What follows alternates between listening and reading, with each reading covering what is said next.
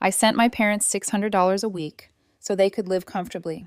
But on my kid's birthday, they never showed. When I called, Dad snapped, "We don't count your family." I hung up, shaking, and shut down every account in my name. 40 minutes later, my mom went crazy. The balloons were deflating by the time I accepted they weren't coming. Purple and gold streamers hung from our dining room ceiling, and the homemade unicorn cake sat untouched on the table while 7-year-old Emma kept running to the window, pressing her face against the glass. "Maybe Grandma and Grandpa got lost," she whispered, her breath fogging up the pain.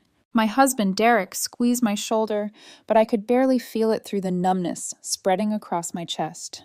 23 people had shown up to celebrate our daughter's birthday. 23 people who had rearranged their schedules, bought presents, and made the effort, but the 2 people Emma had been most excited to see were nowhere in sight. They promised. Mom had called 3 days earlier, gushing about the porcelain doll she found at an estate sale that she knew Emma would adore. Dad had gotten on the phone to tell me they'd be there by 2 o'clock sharp. Wouldn't miss it for the world. It was now 4:47 p.m.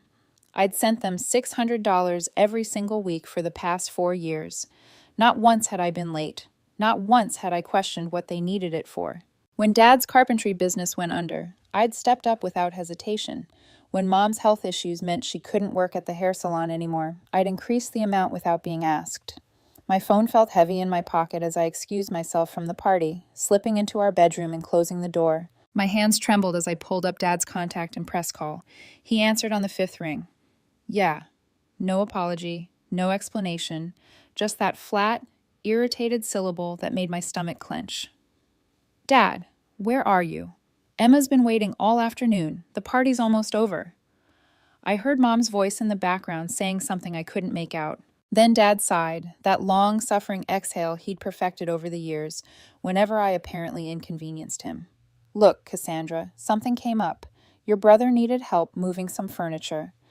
My brother, Jason, the golden child who'd never held a job for more than 6 months, who still lived in their basement at 34, who contributed absolutely nothing to their household expenses. "You promised Emma you'd be here. She made you both cards. She's been talking about showing you her new bike for weeks. It's just a birthday party. She'll have plenty more." The dismissiveness in his tone cracked something open inside me, but I tried to keep my voice steady. "You couldn't have called, texted, given us any kind of heads up. We're here now, aren't we? Helping family, real family that needs us." Those words hung in the air like poison. Real family. As if Emma wasn't his granddaughter. As if the 4 years of weekly payments, the emergency funds I'd sent, the insurance premiums I'd covered meant nothing. "What's that supposed to mean?" My voice came out sharper than I'd intended. "Jesus, Cassandra, don't be so sensitive. You know what I mean? Your brother needed us, so we came. It's not like you actually need anything from us. You've got your fancy house and your perfect little life. My perfect little life, the one I built from scratch while putting myself through nursing school. The 60-hour work weeks I'd endured to get my BSN. The night shifts. I still pulled at the hospital because healthcare doesn't stop for holidays or weekends. The sacrifices Derek and I had made to buy this house to give Emma the stability I'd never had growing up. "So, we're not real family?" I asked, my throat tightening. "Emma's not your real granddaughter?" Mom's voice cut through the phone, shrill and defensive. "Give me that phone, Robert." "Cassandra, honey, you're overreacting. We just got a little tied up, that's all. We'll make it up to Emma next time." Next time. There was always a next time with them. Next time they'd remember Emma's dance recital. Next time they'd show up for Christmas dinner. Next time they'd actually acknowledge that their daughter had built a life worth celebrating. "We don't count your family," Dad said, apparently having wrestled the phone back from Mom. "We count Jason because he needs us. You've never needed anybody. You made that pretty damn clear when you left for college and barely looked back." Something inside me went absolutely still. The tears that had been building evaporated, replaced by a clarity so sharp it almost hurt. I'd left for college on a full scholarship because staying in their house meant listening to Dad tell me I was too ambitious for my own good. That nursing school was a waste for someone like me. It meant watching Mom fawn over Jason while he dropped out of community college for the 3rd time. It meant being told I was selfish for wanting more than what that small town offered. "Okay," I said quietly. I understand. Good. Now stop being dramatic. And I hung up before he could finish. My hands were steady now. As I opened my banking app, the joint account I'd set up specifically for their monthly transfers showed a balance of $2,400 from the current month's deposits. I transferred every penny back into my personal savings. Then I navigated to the account settings and removed both of their names from the access list. The electric bill for their house came out of my credit card. I called the utility company and had it switched back to their name, effective immediately. The internet service I've been paying for canceled. The car insurance for Dad's truck that I've been covering for 2 years. I requested immediate termination of my payment authorization. My phone buzzed with a text from Derek. Everything okay in there? We'll be in a minute, I typed back. The health insurance was trickier.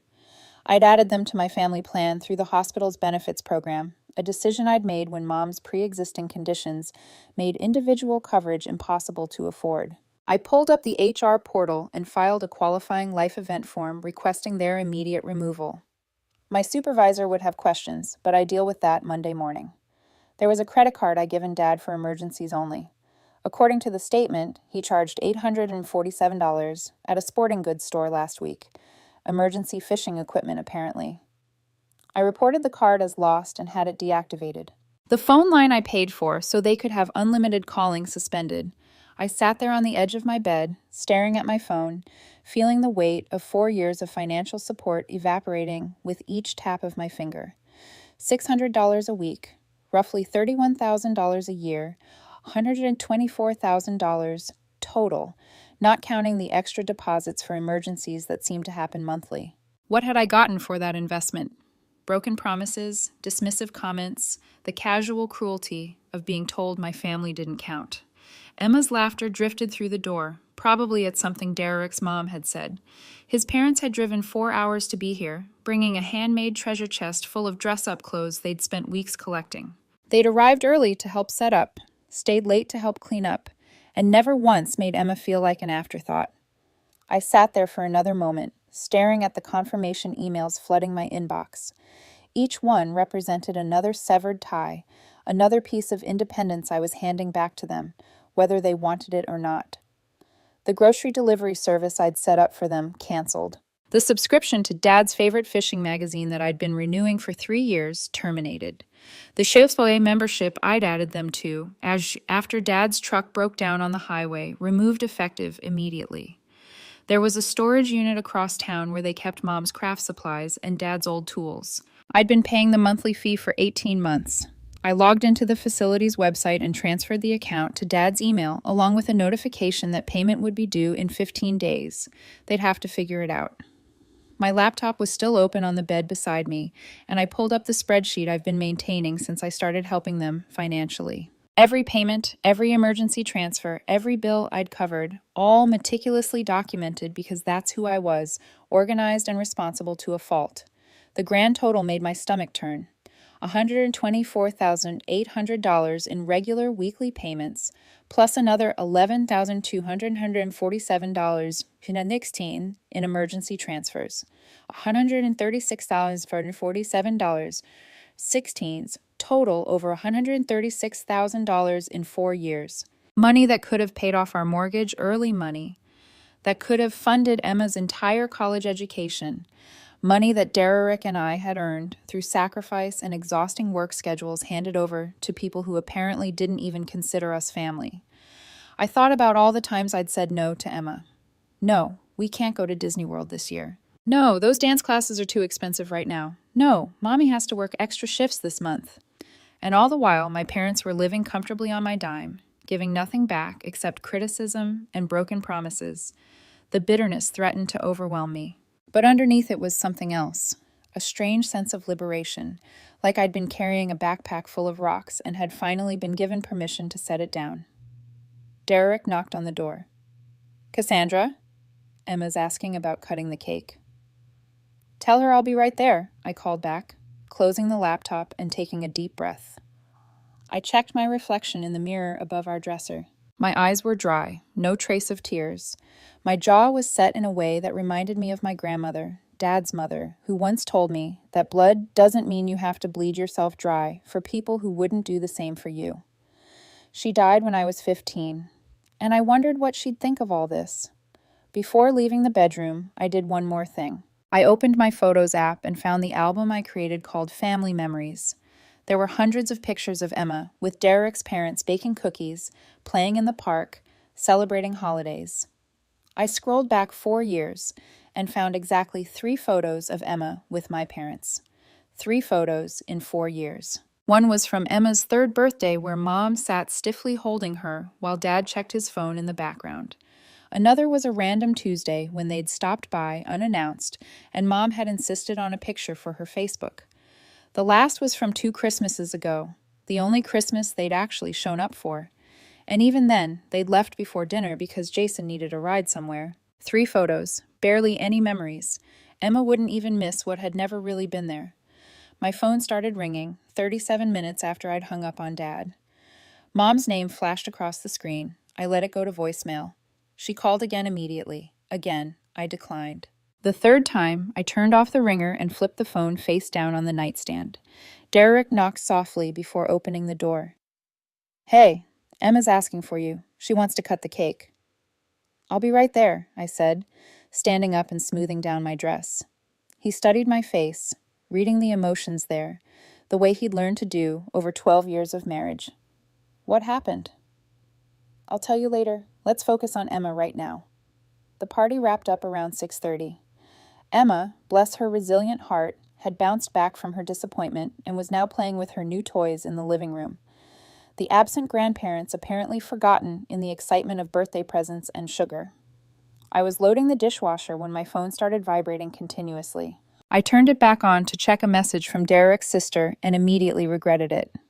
15. Missed calls from Mom, 23.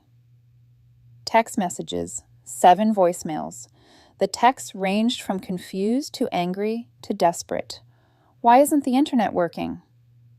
"Your father says the bank account is empty." "What's going on?"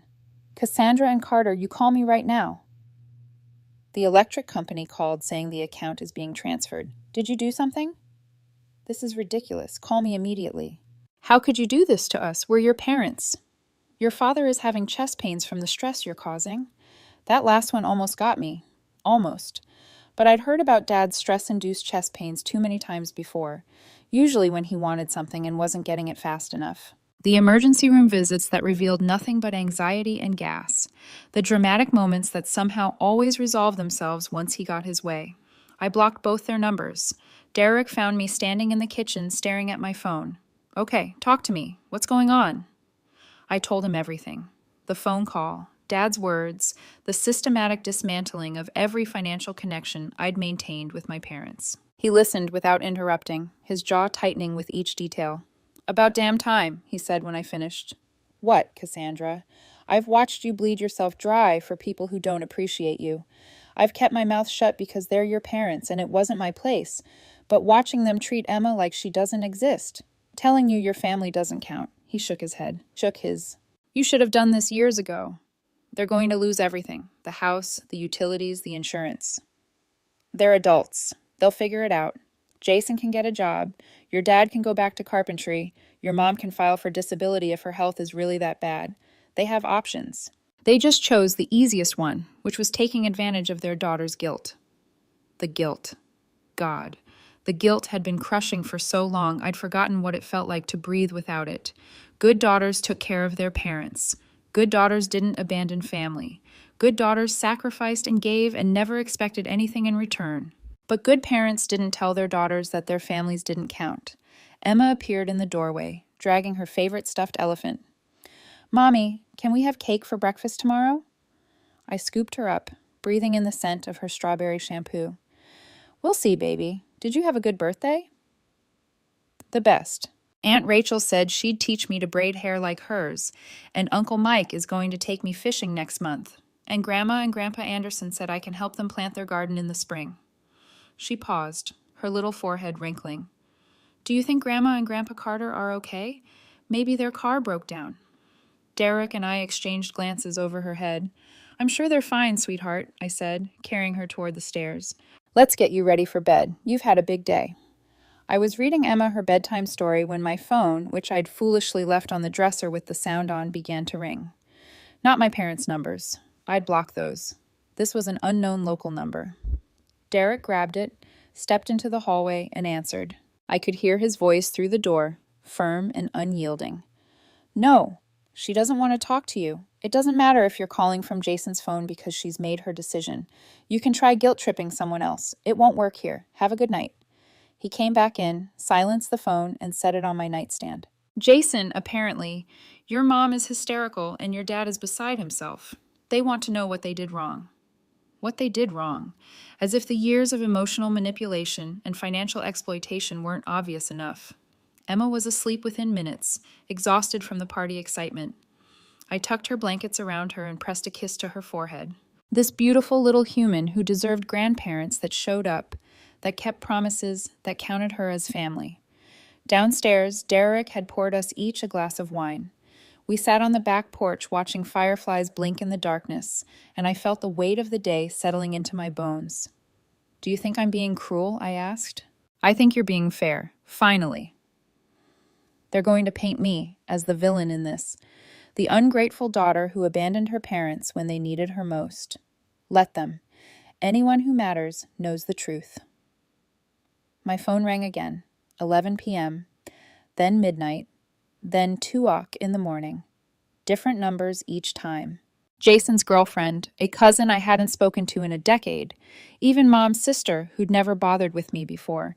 I turned the phone completely off and slept better than I had in years. Sunday morning arrived with Emma jumping on our bed, demanding pancakes with chocolate chips.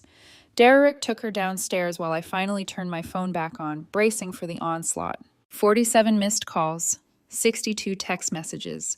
The voicemails alone would take an hour to get through, but one message stood out. It was from my mom, sent at 3:17 a.m., probably after she'd exhausted every other option. Fine. You want to be this way? You always were a selfish, ungrateful brat. We gave you everything, and this is how you repay us. Don't bother coming to your father's funeral when he dies from the stress you're causing. You're dead to us. Dead. We'll tell everyone what kind of daughter you really are. Everyone will know you abandoned your sick, elderly parents. See how you like being alone. Sick and elderly. Mom was 61 and could walk 5 miles a day when it suited her. Dad was 63 and had turned down perfectly good carpentry jobs because they were beneath him.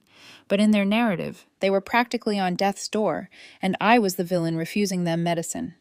I saved the message, not because I planned to respond, but because I knew I'd need evidence when they started spreading their version of events. Derek's sister called around noon, her voice hesitant. Hey, Cassandra, I got a weird call from your mom this morning. She said you cut them off completely, and she doesn't know why. She sounded pretty upset. Did she tell you what happened? She said you had some kind of breakdown and turned on them out of nowhere, that you've been acting strange lately. Rachel, I'm going to tell you what actually happened, and then you can decide for yourself who's having a breakdown. I laid out the whole story. The years of financial support, the broken promises to Emma, the phone call where Dad explicitly said, my family didn't count. The revelation that they'd skipped Emma's birthday to help Jason move furniture. Rachel was quiet for a long moment. $600 a week for 4 years every week, plus extras for emergencies. And they chose Jason's furniture over Emma's birthday. That's what it came down to. Yeah. Cassandra, I'm so sorry. I had no idea it was like that. The way Mom explained it, she made it sound like you just snapped for no reason. She's good at that. After I hung up with Rachel, I knew the family grapevine would start working properly. The truth would get out, even if my parents tried to bury it under their victim narrative. My phone rang again within the hour. This time it was my Aunt Carol, Mom's younger sister, who I always gotten along with reasonably well. Cassandra, your mother called me absolutely hysterical. She's saying you've stolen money from them and cut off all their utilities. She wants me to talk some sense into you. I closed my eyes and counted to 5. Aunt Carol, I haven't stolen anything. I stopped paying for things that were never my responsibility in the first place. But they're saying they have nothing, no power, no internet, no access to money. They have access to the same things every other adult has access to: their own income, their own resources, their own ability to take care of themselves. My voice was sharper than I intended. Did Mom tell you what Dad said to me? There was a pause. She said there was some misunderstanding about Emma's birthday party. It wasn't a misunderstanding. They promised to come, then ditched their granddaughter to help Jason move furniture. When I called to ask where they were, Dad told me point blank that they don't count my family, that we're not real family to them. Aunt Carol was quiet for a long moment.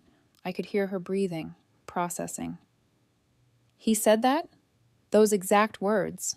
Those exact words. We don't count your family. And then Mom got on the phone to tell me I was overreacting like always. Oh, Cassandra. Her voice softened. I knew your parents were hard on you, but I didn't realize. I mean, your mother always made it sound like you were just so independent that you didn't need them. I sent them $600 every single week for 4 years, Carol. Over $124,000 in regular payments alone, plus another $11,000 for emergencies. I paid their electric bill, their internet, their car insurance, their health insurance. I covered Dad's truck payment and Mom's medications. And the one time I asked them to show up for their granddaughter, they couldn't be bothered because Jason needed something. I heard her sharp intake of breath. $600 a week. Cassandra, that's more than most people make. Yeah, it is. And they still said my family doesn't count. Apparently the only family that counts is the one still living in their basement, contributing nothing. Aunt Carol sighed heavily. Your mother always did enable Jason. We've all seen it. But this is beyond that. To take your money for years, and then dismiss you like that, to hurt Emma. She paused. You did the right thing, honey. I know it doesn't feel like it, but you did. After we hung up, I felt a small weight lift. Having someone from my mother's side of the family validate my decision meant more than I'd expected. But the calls kept coming. By Monday evening, the calls had slowed. Maybe they were regrouping. Maybe they'd realized that no amount of guilt tripping would restore their access to my bank account. Maybe Jason had finally stepped up to help, though I doubted it. Derek's mom called Tuesday afternoon. Sweetheart, I heard about what happened with your parents. I just want you to know that you did the right thing. Setting boundaries isn't cruel, it's necessary. Thanks, Linda. I keep second-guessing myself. Of course you do. You've got a good heart. But a good heart doesn't mean letting people take advantage of you. You've got Emma to think about now. What kind of message would it send if you let her grandparents treat her like she doesn't matter? That hit home. Emma was watching, learning what relationships should look like. If I tolerated my parents' behavior, what would that teach her about her own worth? Wednesday brought a certified letter. I signed for it with shaking hands, already knowing what it would contain. My parents' lawyer, or rather some discount legal service they found, had drafted a formal demand for the return of funds wrongfully withheld. They were claiming I'd promised to support them indefinitely and had breached a verbal contract. I called my own attorney, a sharp woman named Patricia Chen, who'd handled our estate planning. Do they have any proof of this verbal contract? She asked after reading the letter. There's no contract. I helped them out when they needed it. There was never any promise of indefinite support. And the money you sent, were those gifts or loans? Gifts, I guess. I never expected them to pay me back. Then legally, they don't have a leg to stand on. You can't demand the return of future gifts. I'll draft a response, but honestly, this looks like intimidation tactics more than a real legal threat. The response went out Friday. By Saturday, I received a text from Jason's girlfriend's number. Apparently, I'd missed blocking one. Your parents are losing their house. Hope you're happy. Some daughter you turned out to be. I stared at that message for a full minute before typing out a response I'd never send. They're losing the house I was paying for while being told I don't count as family. Hope Jason enjoys the basement. Instead, I just blocked the number and felt absolutely nothing. The reality of what losing their house actually meant settled in slowly. The house itself had been paid off for a decade. Dad's parents had left it to him mortgage-free. What they were losing was their ability to maintain it on someone else's dime. The utilities I'd covered, the repairs I'd funded, the property taxes I'd helped with when they claimed they couldn't afford them. They weren't losing the house. They were losing their free ride. I did some calculations that evening while Derek grilled chicken for dinner. If they sold the house, even in its current condition, they'd get at least $250,000 for it. That money could buy them a comfortable condo with enough left over to supplement their income for years. Dad's carpentry skills, if he actually used them, could bring in decent money. Mom's health issues, while real, weren't debilitating. She could work part-time if she chose to. They had options. They just didn't have the option of using me anymore. A week later, I received an email from Jason. The subject line read, "You need to read this." Against my better judgment, I opened it. "Cassandra, I don't know what's gotten into you, but this vendetta you have against Mom and Dad needs to stop. They're not doing well. Mom cries every day. Dad's blood pressure is through the roof. They're talking about selling the house we grew up in, the house with all our memories, because of what you did.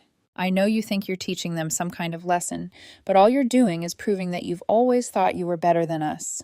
Yeah, they help me move furniture. So what? I'm their son too. I need help sometimes. Just because you're little Miss Perfect, who never needs anything, doesn't mean the rest of us are.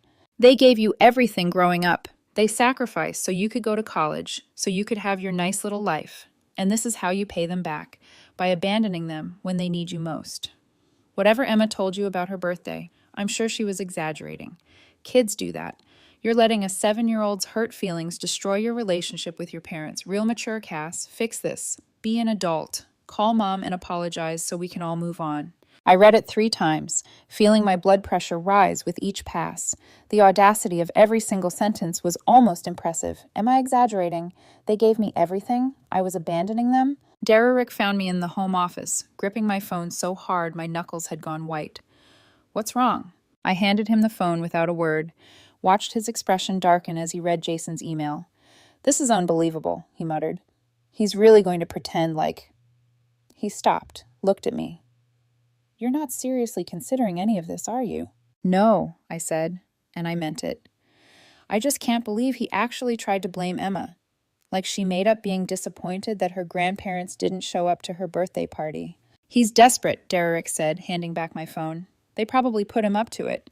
Figured if the guilt trips from them weren't working, maybe the golden child could get through to you. I drafted a response, deleted it, drafted another, deleted that too.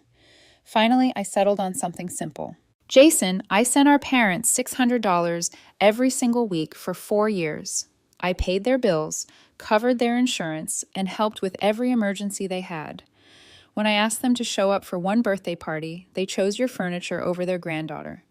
When I called to ask why, Dad told me they don't count my family as real family. Those are his words, not Emma's interpretation.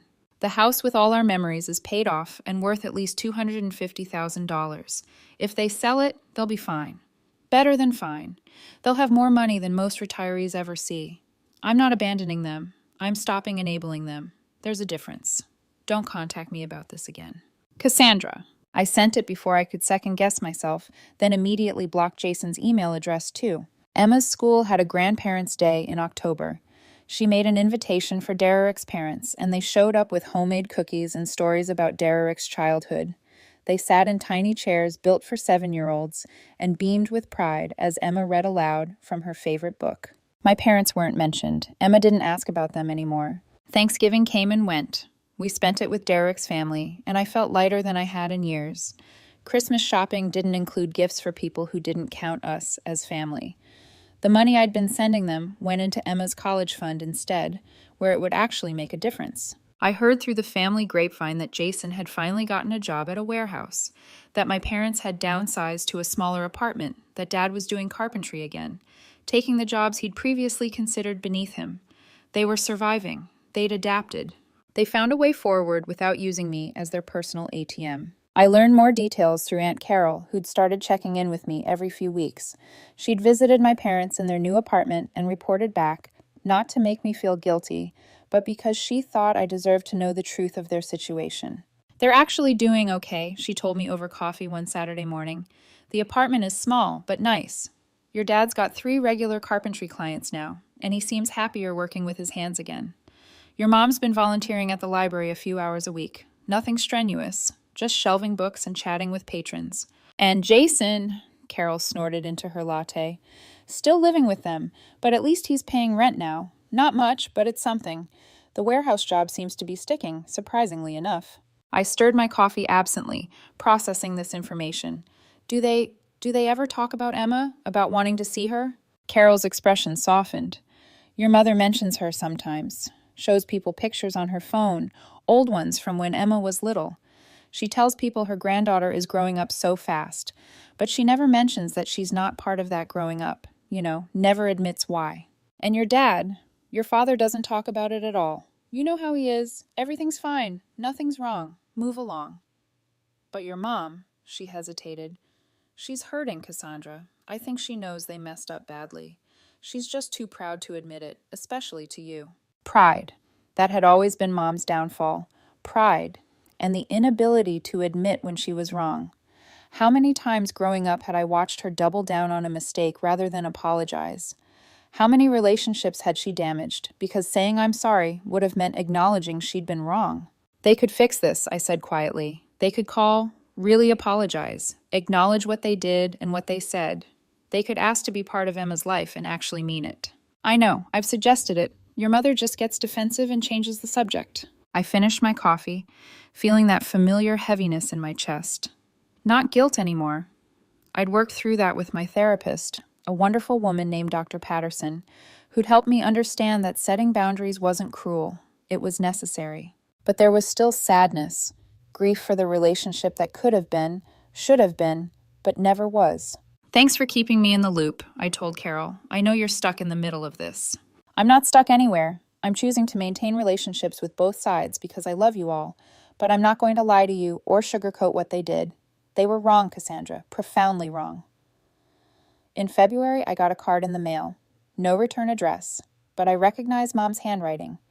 Inside was a generic, thinking of you message and a single sentence in her cramped script. We're sorry, please call. I held that card for a long time, sitting at the kitchen table while Emma did homework and Derek cooked dinner. Part of me wanted to believe they genuinely reflected on their behavior, that they understood what they'd done wrong, that they wanted a real relationship with their granddaughter. But the card didn't acknowledge what they'd said to me. It didn't mention Emma's birthday or the years of broken promises. It didn't recognize that they told me my family didn't count.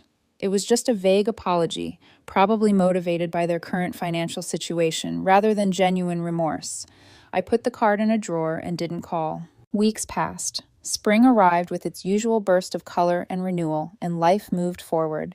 I got a promotion at the hospital, nurse supervisor for the cardiac unit, something I'd been working toward for years. The raise was substantial, and for the first time in forever, I didn't immediately think about how that extra money could help my parents. Instead, Derek and I sat down with a financial advisor and planned for our actual future. We opened a Roth IRA for Emma.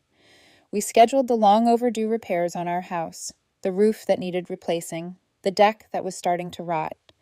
We booked a summer vacation to Yellowstone, something we'd been talking about for years, but never could quite afford. The guilt I'd expected to feel about spending money on ourselves never materialized. Dr. Patterson had warned me it might, had given me tools to work through it if it did. But mostly I just felt relief, happiness, and a strange sense of pride in building something that was truly ours. My coworker Jennifer noticed the change in me. We were restocking supplies in the cardiac unit when she said, "You seem lighter lately, less stressed." I cut off some toxic people, I said simply. Feels good. She didn't need to know the details. Didn't need to know those toxic people were my parents. The beauty of being an adult was that you could curate your life, decide who deserved access to your time and energy and love. Emma turned 8 in March. She wanted a small party this year, just a few friends from school and a trip to the trampoline park. Derek's parents came. Of course they did. They'd never missed a birthday. We were cleaning up after cake when Emma looked up at me with those serious brown eyes that saw more than a child her age should have. "Mom, are Grandma and Grandpa Carter ever coming back?" I knelt down to her level. "I don't know, baby. Right now, they're dealing with some grown-up stuff." Did I do something wrong? My heart cracked. No, sweetheart, absolutely not. You didn't do anything wrong. Sometimes adults make choices that hurt people even when they don't mean to. But that's not your fault. That's never your fault. She hugged me tight, her small arms wrapping around my neck. I love you, Mommy. I love you too, Emma, so much. Derek found us like that, holding each other in the kitchen. He joined the hug, and we stood there as a family, a real family. The kind that showed up, kept promises, and counted each other as worthy of love and respect. Later that night, after Emma was asleep, I finally listened to the voicemails my parents had left in those first frantic hours after I cut them off.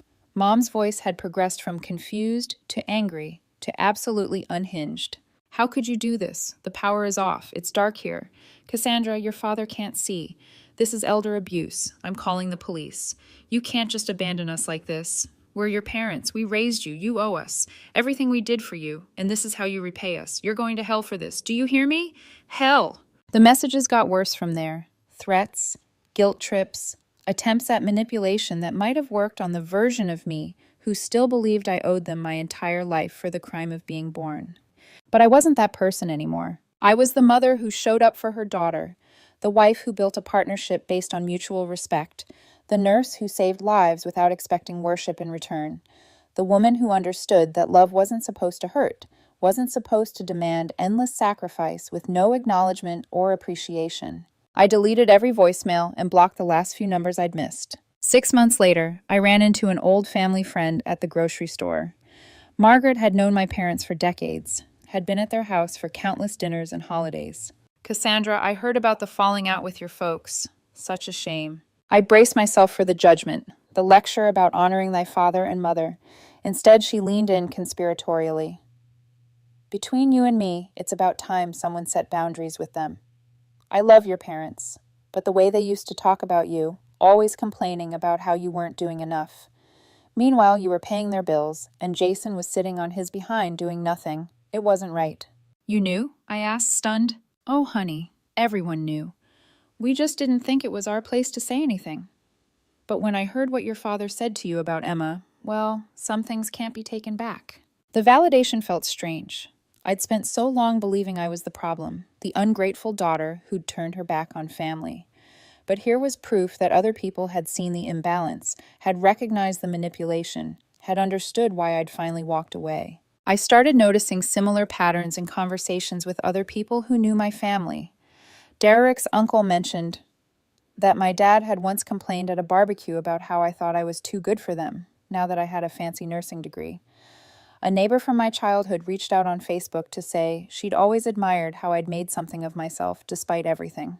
Despite everything, the phrase echoed in my mind. What was the everything? The constant criticism, the favoritism toward Jason, the way every achievement I'd earned was downplayed or ignored. I thought about my high school graduation, where I'd been valedictorian. Mom had spent the entire ceremony whispering about how the auditorium was too cold, how the speeches were too long, how she needed to get home to make dinner for Dad and Jason. She'd left before the reception, before the photos, before I could introduce her to my favorite teachers who'd written my recommendation letters to college. I thought about nursing school graduation, where I'd been top of my class. Dad had shown up 40 minutes late, missed my name being called, and then complained about the parking fee. He'd left immediately afterward, said he had to get back for a fishing trip with Jason the next morning. They'd never celebrated me, never really seen me. I'd just been too busy trying to earn their love to notice. Emma started 3rd grade that fall. She had friends, hobbies, and 2 sets of grandparents who adored her. Derek's parents filled every role beautifully, and she never seemed to miss what my parents had failed to provide. I stopped checking my blocked messages, stopped wondering if they'd call, stopped carrying the guilt that had weighed me down for so long. The money that used to go to them funded family vacations. Emma's college account grew steadily. Derek and I could breathe easier, save more, plan for a future that didn't include propping up 2 people who refused to take responsibility for their own lives. Sometimes I thought about what my life would look like if I'd never made that call. If I'd just accepted Dad's words and kept sending money, kept accepting their broken promises, kept teaching Emma that love meant tolerating disrespect and disappointment. But then Emma would laugh, or Derek would pull me close, or I'd see our savings account growing, and I'd remember why I'd done it. They said my family didn't count, so I stopped counting them in mine.